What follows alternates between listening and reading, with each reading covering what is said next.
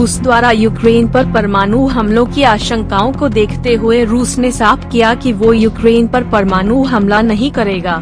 रूस ने कहा कि उसका ऐसा करने का कोई इरादा नहीं है।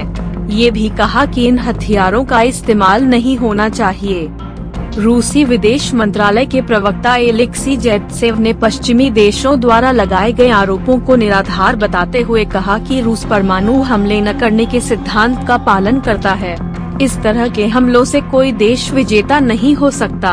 अमेरिका पर निशाना साधते हुए जेवत्सेव ने कहा कि वो यूक्रेन को उकसाने के लिए किसी भी हद तक जा सकता है।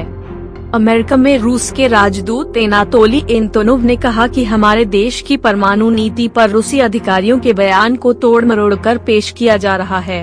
एंतोनोव ने कहा कि पश्चिमी देश यूक्रेन की स्थिति से गैर जिम्मेदाराना तरीके से निपट रहे हैं।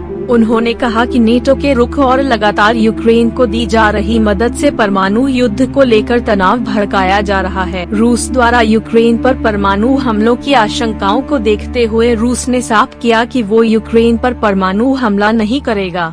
रूस ने कहा कि उसका ऐसा करने का कोई इरादा नहीं है। ये भी कहा कि इन हथियारों का इस्तेमाल नहीं होना चाहिए।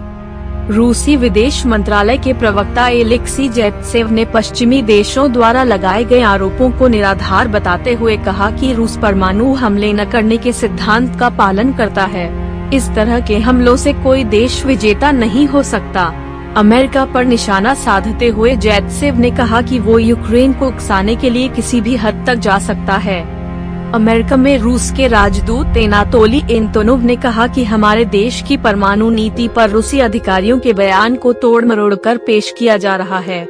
एंतोनोव ने कहा कि पश्चिमी देश यूक्रेन की स्थिति से गैर जिम्मेदाराना तरीके से निपट रहे हैं। उन्होंने कहा कि नेटो